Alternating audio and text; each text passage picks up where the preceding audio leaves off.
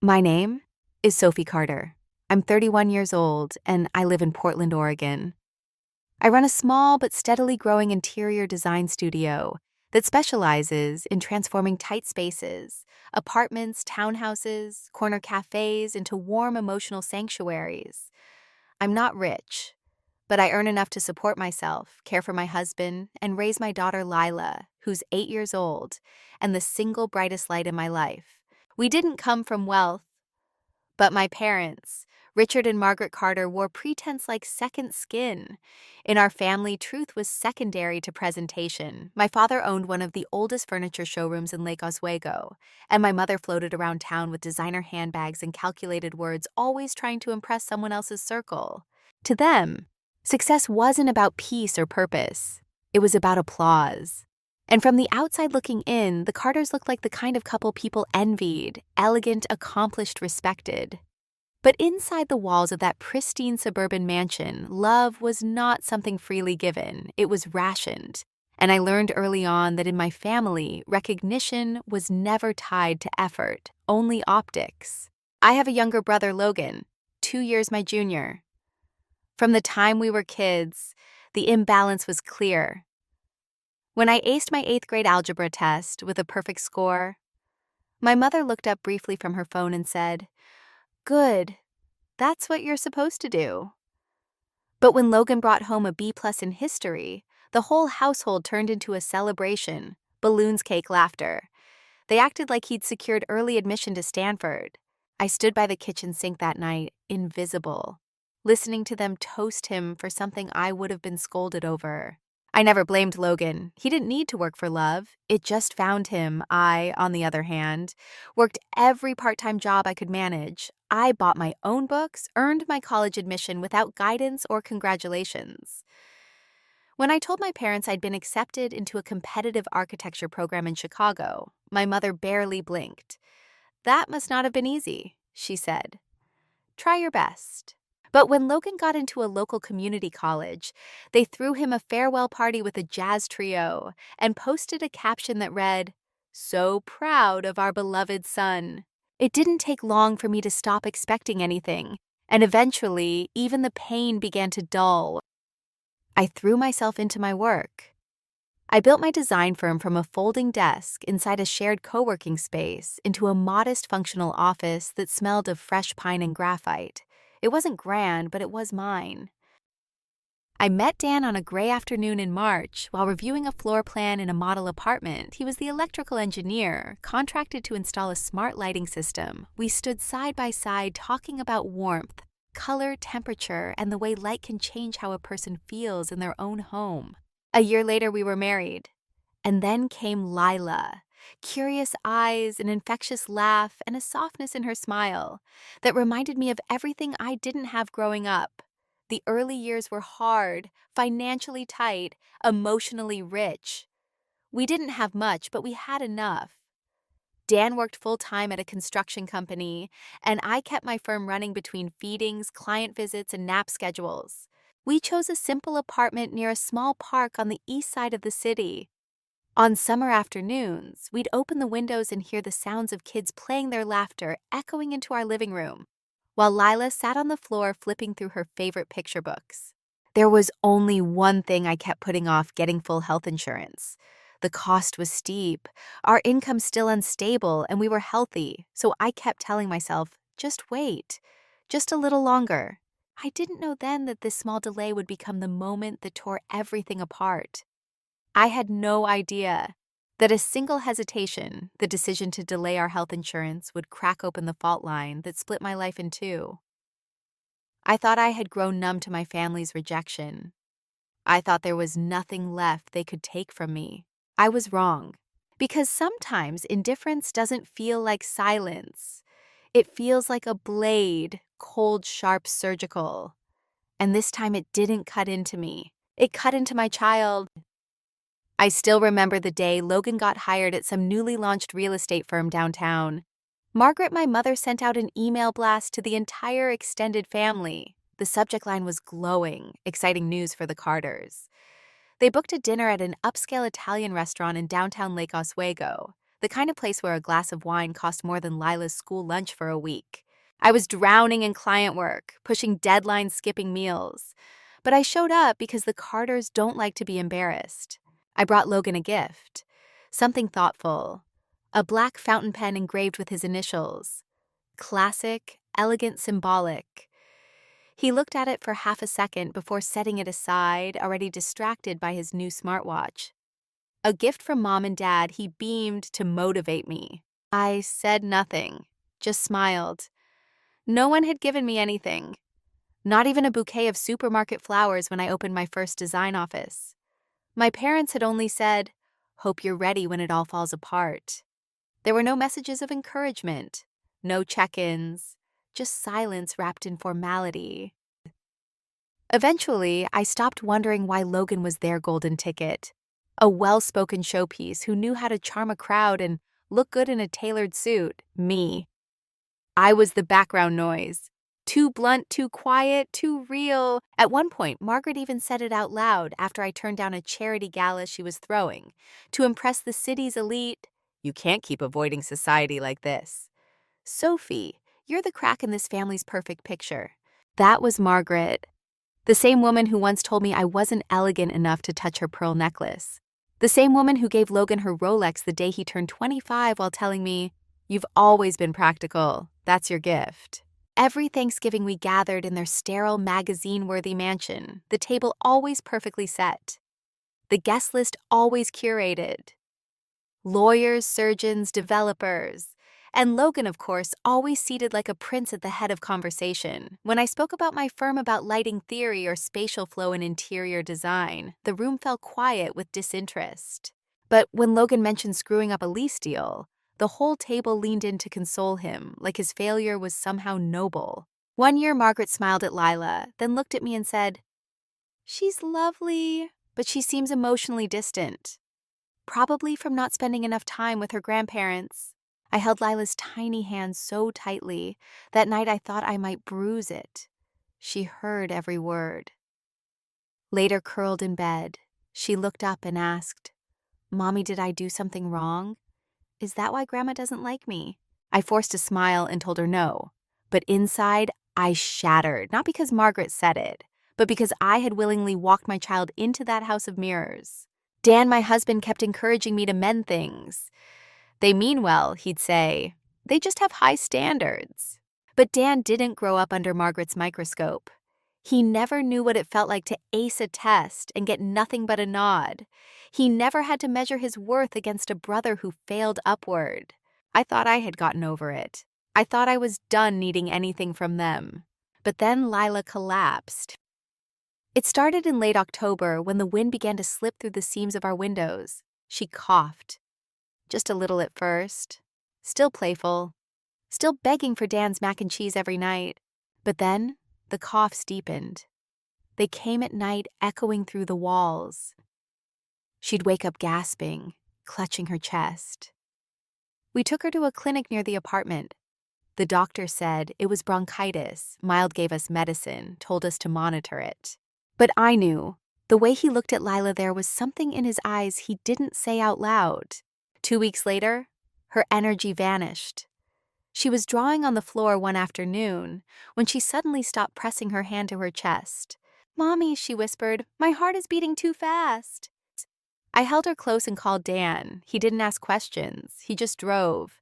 I sat in the back seat with Lila, my hands trembling, her body hot and limp in my lap. At the hospital, they ran every test you can imagine. Blood work, chest scans, CT imaging. We sat under harsh fluorescent lights waiting, suffocating, when the doctor finally returned his face. Told the truth before his mouth did. "There's a mass," he said gently. "It's most likely benign, but it's pressing against her airway. We need to operate soon." How soon, I asked, my voice already cracking. "Within the next 3 days, otherwise." He trailed off. But I already knew what he meant. Then came the number. $98,000. I felt my lungs collapse. Not because of the amount, but because I knew we had no insurance. We were supposed to sign up. But between Bill's business stress and optimism, I kept saying, after the next project, I thought we had time. We didn't. Dan squeezed my hand. We'll find a way. Tell them to prepare everything. The doctor nodded and left us with a mountain of paperwork we couldn't afford. We had $15,000 in savings. Maybe I called the bank, begged for a personal loan, denied credit score too low. That night I didn't sleep. I sat beside Lila's hospital bed, watching her tiny chest rise and fall, every breath labored. Her lips dry, her eyelids twitching with dreams I couldn't protect. I kissed her forehead and stood. There was only one option left. I picked up my phone, dialed a number I hadn't called in months. It rang once, twice. Then Margaret answered. "Sophie," she said, her voice light as if I were calling to chat. I took a breath. "Lila's in the hospital. She needs emergency surgery. We need help. Please." There was a pause. Then came the sigh. "Well, this is really bad timing," she said. "Your father and I are hosting our 40th anniversary party next weekend. Everything is already booked. We've sent out invitations." "I'm not asking you to cancel anything," I interrupted, voice shaking. "Just help, please." "Sophie, you know how these things reflect on us. We can't." I hung up before she finished. I didn't cry. I just stood there staring at the phone, realizing this time it wasn't me they had abandoned. It was a little girl in a hospital bed, a girl who still whispered grandma in her prayers, a girl they chose to ignore. And that's when I felt it, that slow, cold burn in my chest. Not rage, not sadness. Clarity. I would never beg them again. And I would make sure they remembered what it cost them. I pulled out my phone and dialed the number I swore I'd never call again. Margaret Carter, my mother. She answered on the second ring, her voice clipped and cool as always. "Sophie, why are you calling at this hour?" I could barely keep the tremble from my voice. "Lila's in the hospital. She needs emergency surgery. We don't have enough to cover it, Mom. I need help." There was a pause too long to be anything but deliberate. Then a sigh. "Well, this is unfortunate timing. Your father and I are hosting our 40th anniversary celebration next weekend. You know that. Everything's been arranged, invitations sent, vendors booked, guests flying in." My grip tightened on the phone until my knuckles turned white. "I'm not asking you to cancel the party," I said, trying to stay calm. "I'm just asking for help. Just part of the cost. Please, Lila is your granddaughter." Her tone turned sharp, colder, almost rehearsed. "Sophie, you already know how this family works. We can't let a personal issue disrupt something this significant. It would look careless." She didn't raise her voice.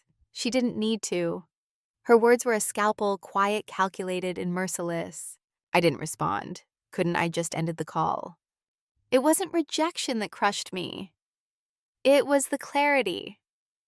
That final undeniable confirmation that I had never been and would never be anything more than an inconvenient blemish on the polished surface of their perfect lives.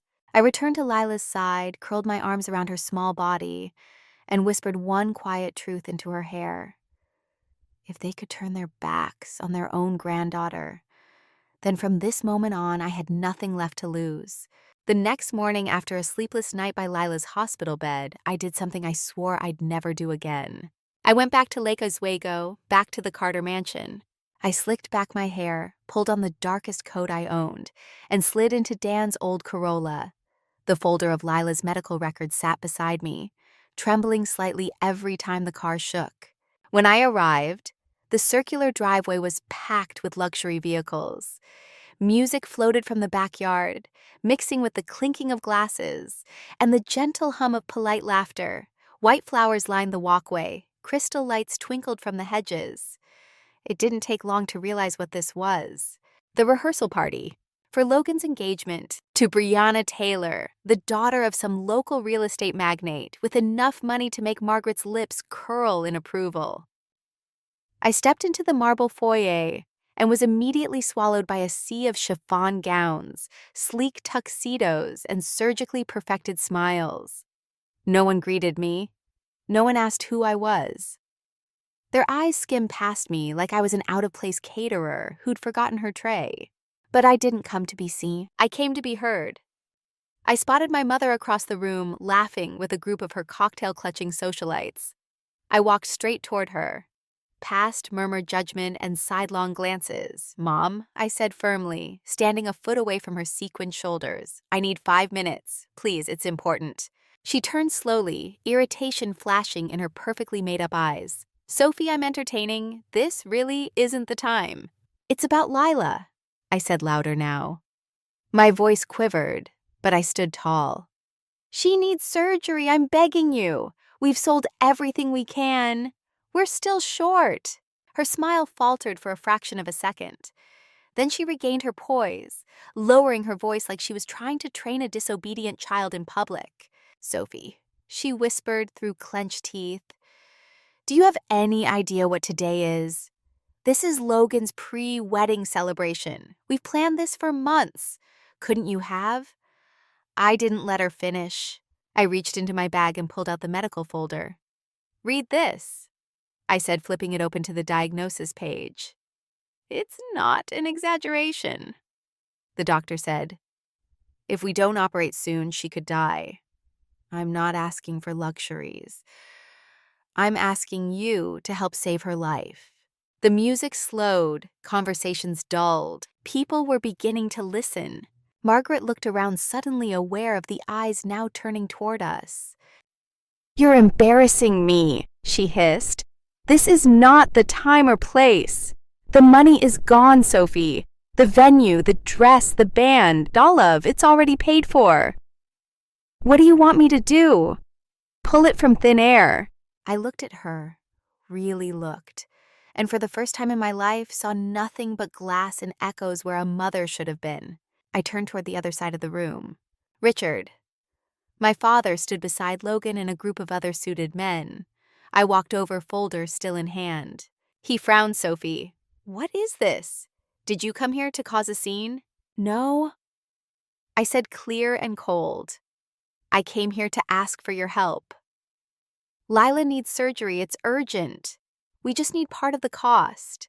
Please, she's your granddaughter." His face tightened, and in that moment, standing between their catered canapes and imported champagne, I realized something. There would be no help, no redemption, no rescue. Only a reckoning. Logan let out a small laugh, the kind that sounds light but lands like a knife. "Are you serious right now?" he said, swirling his champagne. "Because you didn't plan ahead now. The whole family's supposed to cover for your mistake.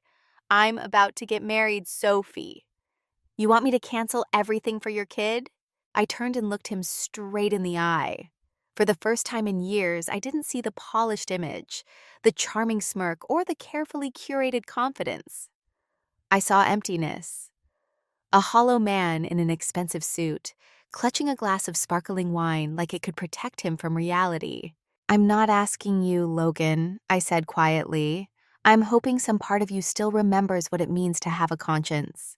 He shook his head and lifted his glass, as if to toast his own self-interest. "I'm focused on my future," he said, voice cool and indifferent.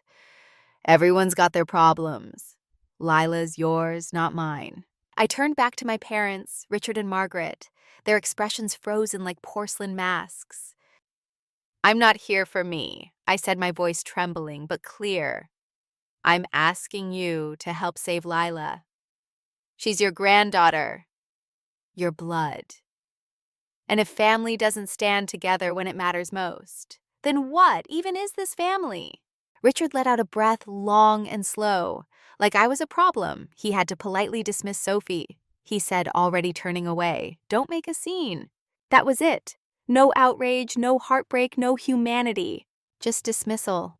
I stood alone in the middle of that chandelier-lit ballroom, the same space where I used to be praised for being the responsible one, the reliable daughter, the quiet Carter.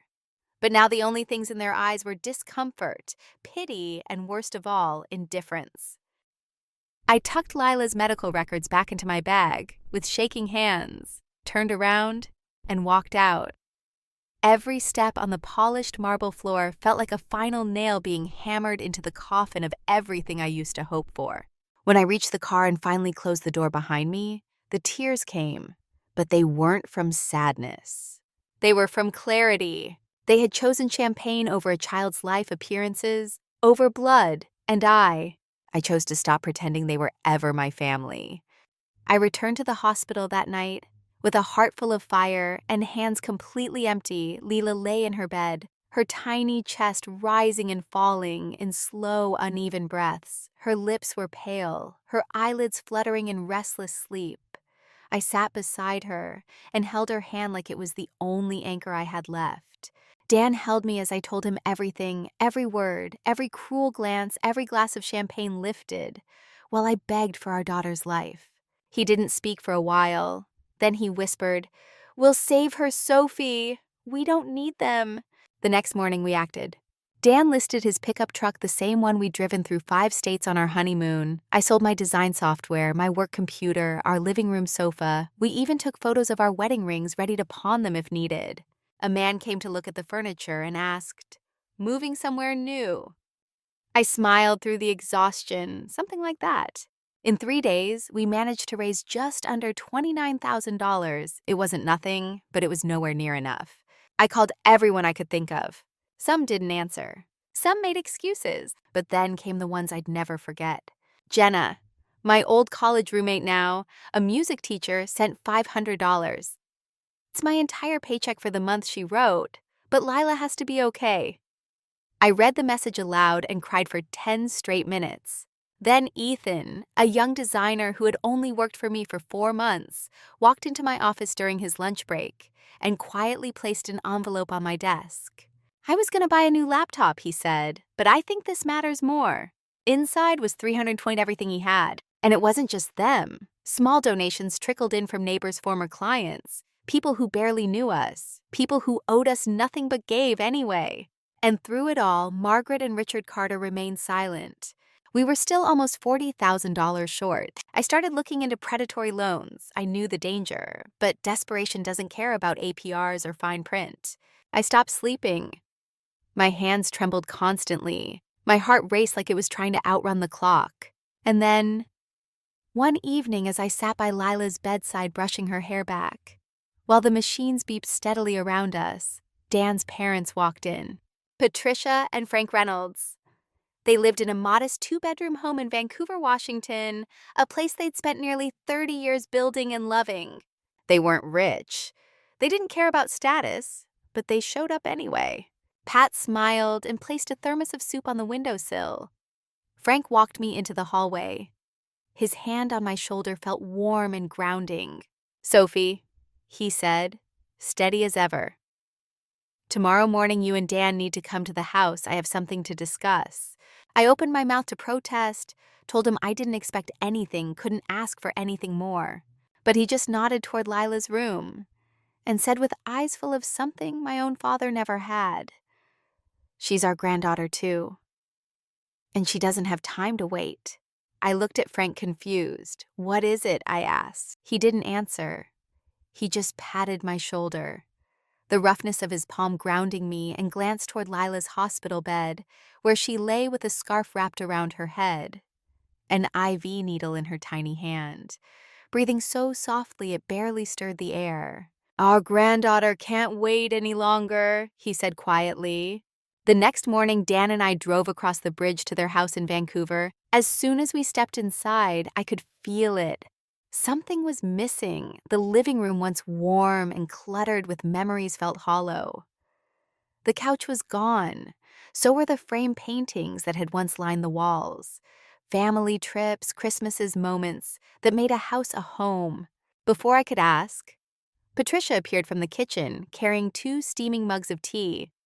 She placed them gently on the table and handed me a stack of papers, her hands trembling slightly. I took them confused until I saw the title at the top, property transfer contract. I flipped to the final page and read the last line aloud, my voice cracking. Sale price $136,000. I stared at them stunned, unable to form words.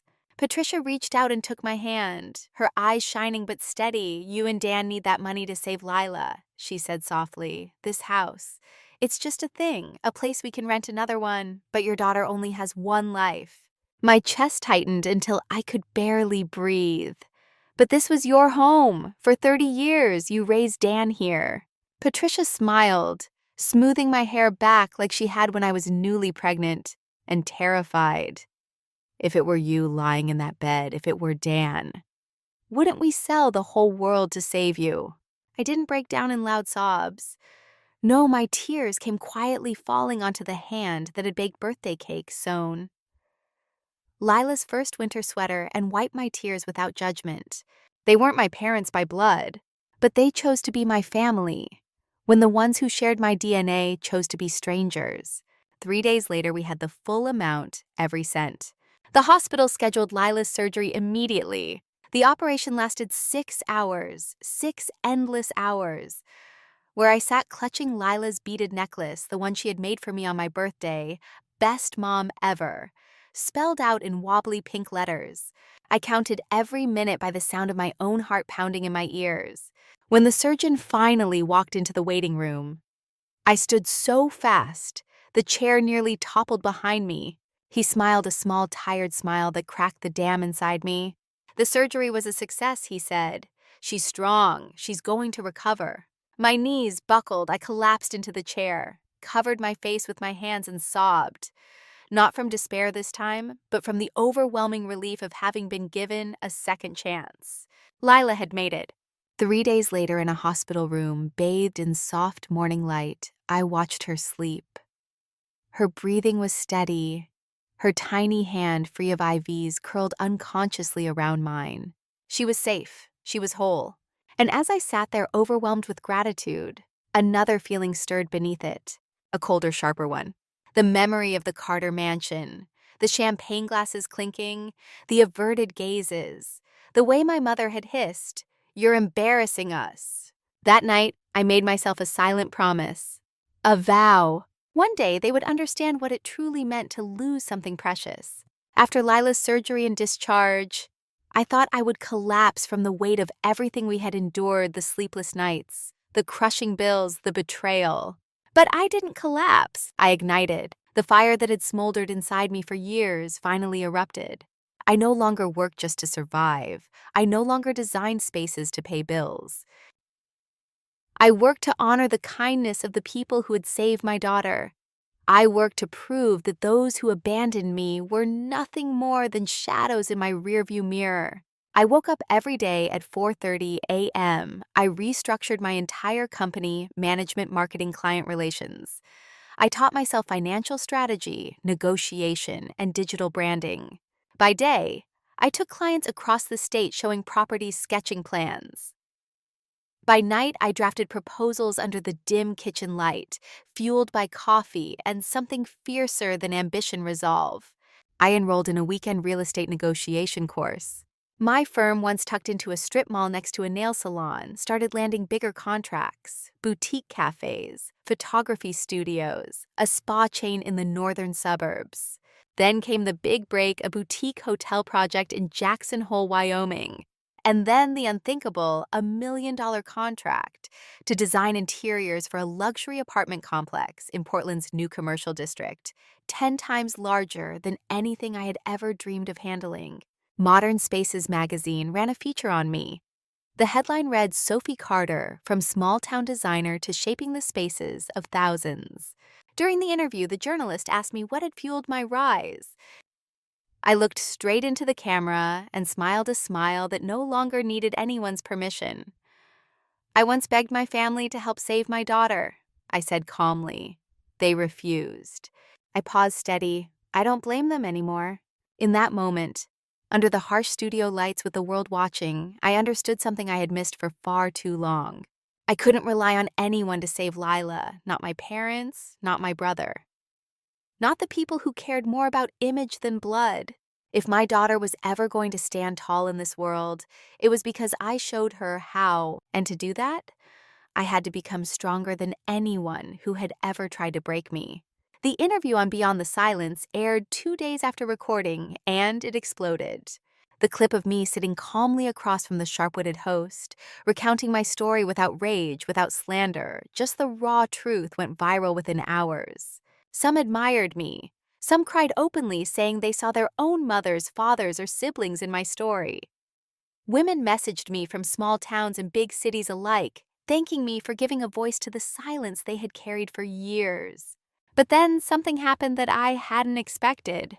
An invitation arrived, an email from Fortune Home Magazine, one of the most prestigious publications in the industry. They wanted to feature Carter's Studio, my company, in their next issue on the 30 most influential interior brands in the Western U.S. I flew to a dusty construction site on the edge of Portland's new commercial district for the photo shoot, wearing steel-toed boots and a hard hat blueprint in hand. I stood in front of a massive banner that read Carter's Studio, Designed to Heal. When the magazine came out, my photo graced the cover. I didn't cry when I saw it. I didn't even feel proud in the way I thought I might. I only felt peace. Because every inch of ground I stood on, every project, every contract signed, was built by my own hands, fueled by one thing: love for Lila. She was my reason, my fire. Proof that pain, when channeled, could forge something unbreakable. But even as my world moved forward, I knew there were eyes watching me from the ruins I had left behind. I hadn't forgotten Margaret's icy stare as I begged her to help her granddaughter. I hadn't forgotten Richard's dismissive shrug, like refusing to save a life was just an unfortunate business decision. They thought I would always be the quiet, desperate girl knocking at their door for scraps of love. They were wrong, and soon the world would see it too. I never intended to destroy them. When I shared my story on Beyond the Silence, I didn't name names, I didn't point fingers. I simply told the truth. But truth, when spoken aloud, has a way of finding its target all on its own. The story spread faster than wildfire. Local news stations picked it up online. Blogs dissected it, and soon investigative pieces started to appear. It didn't take long for people to connect the dots. The internet had a way of pulling threads together. They found out that I was the daughter of Richard and Margaret Carter, owners of Carter's Elegance, a high-end furniture store once beloved in Lake Oswego. They uncovered Logan Carter's LinkedIn posts bragging about his $30,000 engagement ring, while his niece lay dying in a hospital bed. The final blow came when an anonymous account posted a clipped segment of my interview with the caption, "Parents spent hundreds of thousands on an engagement party, refused to save dying granddaughter. Now their daughter is a millionaire, karma." It was shared over 500,000 times in less than 2 days. The fallout was swift and brutal. Carter's Elegance began receiving one-star reviews across every platform imaginable. Customers canceled their orders en masse. Vendors and partners distanced themselves publicly. Suppliers who once toasted champagne with Richard at black tie events quietly severed their contracts, because no one wanted to be associated with a family that had turned its back on its own. A week later, I got a quiet message from an old acquaintance still living in Lake Oswego. Carter's Elegance had shut its doors indefinitely. Financial strain, legal issues, reputation, damage beyond repair. When I read the message, I didn't feel triumph. I didn't feel happiness, just a cold, clean emptiness, like a door finally swinging shut behind me. And then there was Logan, once the golden child, the crown jewel of family gatherings. Now, whenever his name appeared online, it was attached to one thing: the brother who laughed in his sister's face while her daughter fought for her life. Brianna, his fiancée, the one Margaret had boasted about like she was a lottery prize, deleted every trace of him from her social media. First, the engagement photos vanished. Then the status change. Then quietly she moved out of the condo they had shared and returned to her mother's home. A few weeks later, the engagement was officially called off. I heard from a friend of a friend that Brianna had confronted Margaret and Richard after reading the full articles. They hadn't denied anything. And just like that, Brianna was gone. Logan didn't take it well. His business deals collapsed, one by one. Real estate clients pulled out without explanations. He became a ghost in a suit, wandering bewildered, clutching at a reputation that had turned to dust. One night my phone rang, an unknown number. Against my better judgment, I picked up. It was Logan. His voice was hoarse, ragged with bitterness. "Sophie," he rasped. "What did you do?" I said nothing. "You went on TV," he spat. "You made everyone think I'm heartless." I exhaled slowly, my voice steady. "I didn't make anyone think anything. Logan, I just told the truth." Silence crackled through the line. "If the truth makes you ashamed," I said, "then the problem isn't me. It's you."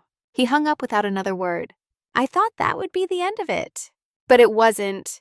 Not even close. A few weeks later, a letter arrived at my office. Handwritten, pale yellow stationery. Neat, but trembling cursive, the kind of handwriting that told you more about the person's state of mind than the words themselves. It was from Margaret. I sat at my desk, staring at the envelope for a long time before I finally opened it. Sophie, we have lost everything. Your father is selling the mansion. Logan is unemployed. Our family name is in ruins. I am not writing to blame you. I am writing because I don't know what else to do. We were wrong, I know that now. But if you have any mercy left, please help us. I read it again and again until the words blurred into each other. I thought about that mansion, the one with the grand crystal chandeliers and gold-trimmed staircases. The place where I stood in the middle of a crowd and begged for my daughter's life, while laughter and champagne drowned out my cries.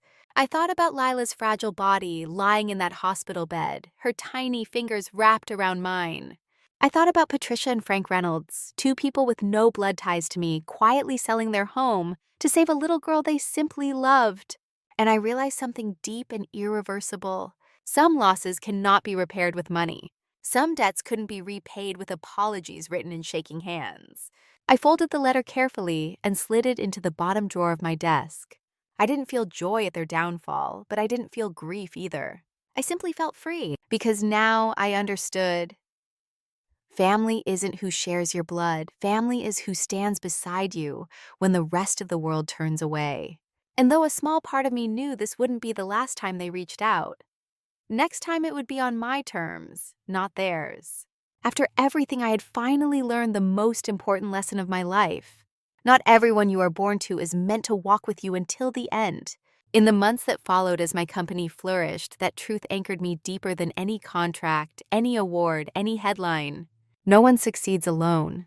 No matter how fierce my work ethic, no matter how relentless my spirit, Lila was alive today. Not just because I fought for her, but because others chose to fight with me. People who had no obligation, people who gave anyway. I kept a small black notebook on my desk, a sacred ledger, not to track debts, but to remember every name, every act of kindness, every soul who believed in us when it mattered most. When Carter Studio finally started generating real profits, I didn't think about luxury cars. I didn't dream about designer handbags or sprawling penthouses. I thought about them. The people who had handed me their last dollars without expectation. The ones who had stitched hope into my broken world. The first person I called was Jenna Parker, the college friend who had once sent me $500 when she could barely afford groceries. She arrived at my headquarters still driving her old red Civic, her coat frayed at the sleeves. I handed her a thick envelope without a word. When she opened it, her hand shook. Sophie. What is this? I smiled. It's time for you to start that music school you always dreamed of. She stared at me, tears filling her eyes. I never asked for anything. I know, I said. That's why you deserve it. She hugged me tightly, and in that embrace, every unsaid word, every sleepless night, every silent prayer found its answer.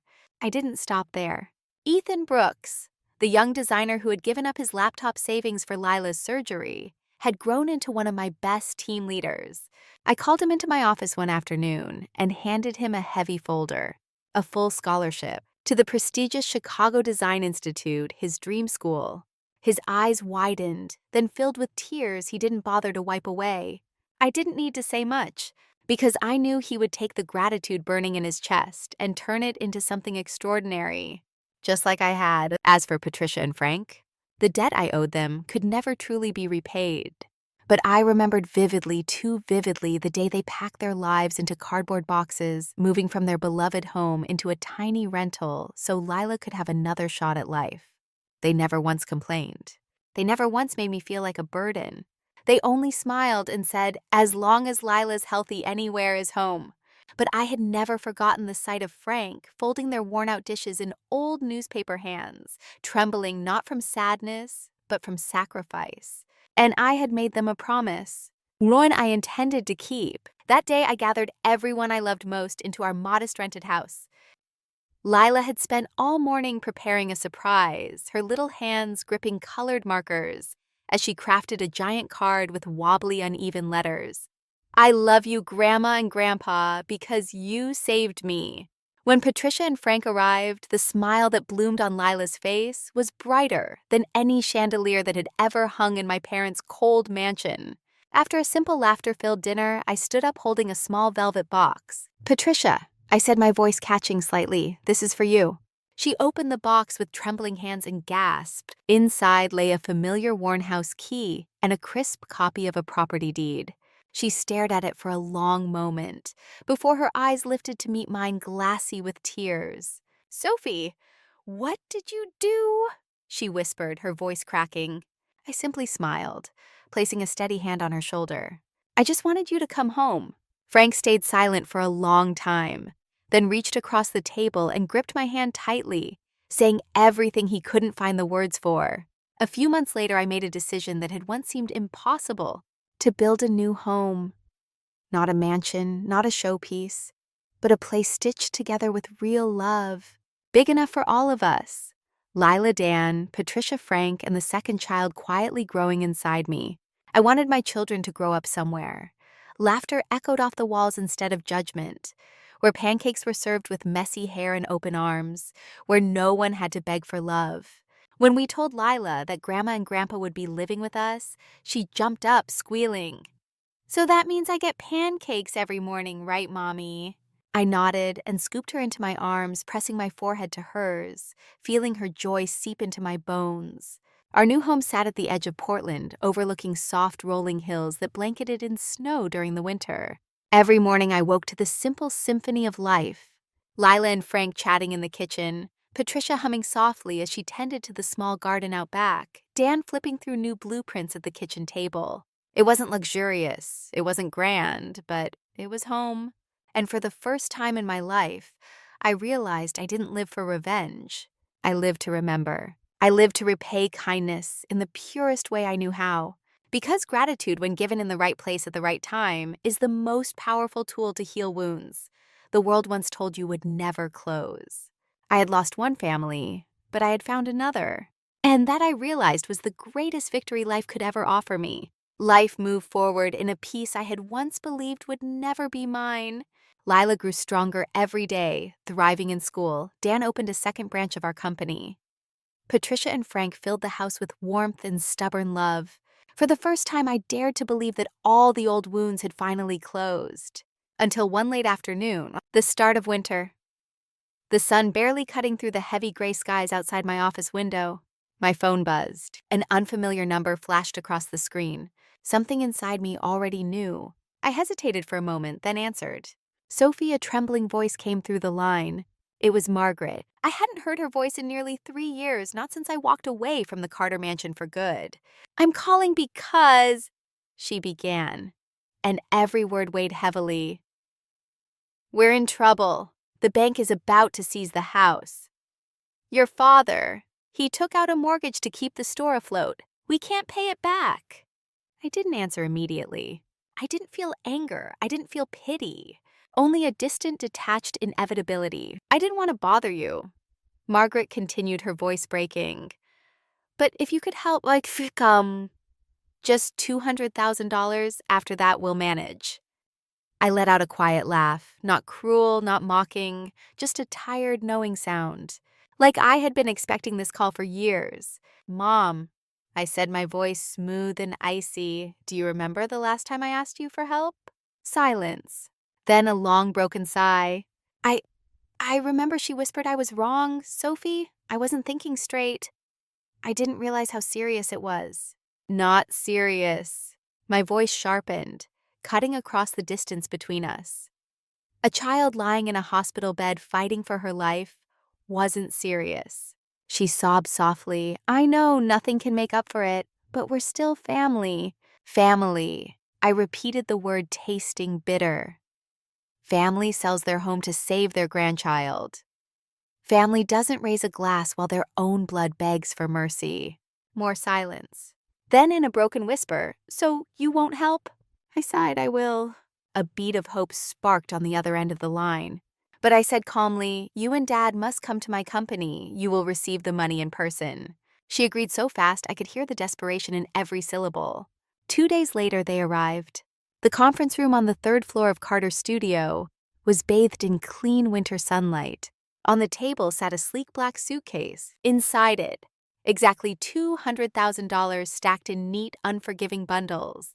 When they entered the conference room, they didn't look anything like the people who once ruled over every gathering, with polished smiles and unshakable pride. Richard Carter, the man who once shook hands with mayors and CEOs, now looked frail.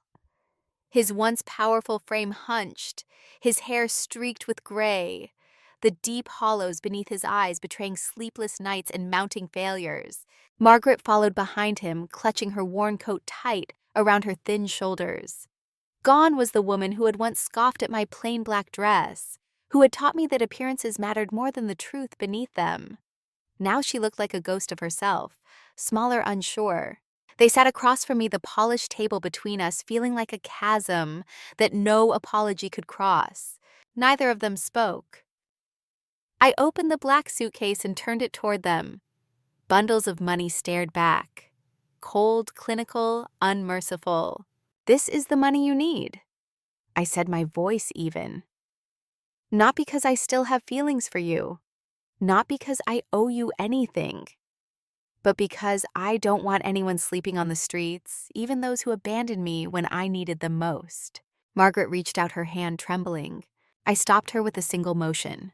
"Wait." They both looked up at me, finally meeting my eyes. And for once, they didn't look superior. They looked afraid. "Before you take this money," I said, each word deliberate, "understand this. From the moment you walk out of this room, I will no longer consider you my parents. No calls, no visits, no requests. This is the last time I will ever help you." Margaret burst into tears, the sound startling even herself. "Sophie, you can't," she choked out. I said, cutting her off coldly, "and I have to, because I need to protect the people who are truly my family. Dan, Lila, Patricia Frank. The ones who sacrificed everything without ever asking for anything in return." My voice didn't tremble, not once. "And you," I continued, leaning forward slightly, "what did you do when your granddaughter was dying? You raised a glass, you turned your back." No answer came, only the sound of muffled sobs and downcast eyes. I stood up and nodded to my assistant at the door. "Please escort our guests out." Richard clutched the suitcase as if it were the last remnant of his crumbling empire. They shuffled out of the room like shadows, silent, broken, disappearing without a single word of goodbye. When the door clicked shut behind them, I sat down. I stared at my hands, steady, strong, calm, not trembling, not uncertain, because this wasn't a victory. It was simply an ending I had earned. That night, when I told Dan and Patricia what had happened, no one judged me. No one told me I was cruel. Dan simply squeezed my hand tightly and said, "You did the right thing, Sophie. You're stronger than any of them could ever imagine." I nodded, not because I needed to be told, but because for the first time I believed it myself. I hadn't chosen revenge. I had chosen peace. And sometimes that's the greatest triumph of all. There are so many people out there just like I once was. People who believe they must endure, must sacrifice, simply because of two heavy words, blood ties. But here's the truth. Not everyone who shares your blood is your family. And sometimes choosing to walk away isn't cruelty. It's survival. It's love. Love for yourself and for the ones truly deserving of your heart. If you find yourself standing at that lonely crossroads between duty and pain, I want to tell you this. You are not alone. You have the right to set boundaries. You have the right to love without being used. You have the right to protect yourself and to protect the life you are building for those who truly stand by you, even if it means walking away from relationships that once seemed impossible to leave behind. Today, every morning, I wake up in a home built with laughter and kindness. Lila is always the first to burst into my room, wrapping her small arms around me and whispering, "Last night I dreamed you were a superhero, Mommy." And that simple, innocent sentence tells me every painful decision, every tear shed, every door closed was worth it. Dan often tells me I'm the strongest person he's ever known. Maybe I am. Maybe strength isn't about never falling. Maybe it's about standing back up again and again, not just for yourself, but for the family you choose to fight for. If you've read this far, I want to ask you something. If one day the people who broke you come back begging for your help, what would you do? Would you help them to prove you've risen above it all? Or would you guard your peace, refusing to be pulled back into old wounds? Leave a comment below. I want to hear your story truly, because maybe somewhere in the scattered pieces of all our journeys, we're all just learning how to forgive, or at least how to let go with grace. And if you have been through something like I have never ever forget, you deserve happiness. You deserve peace. You deserve a family, whether by blood or by choice, who puts you first. Thank you for listening to my story. This was my journey. Now, how will you write yours?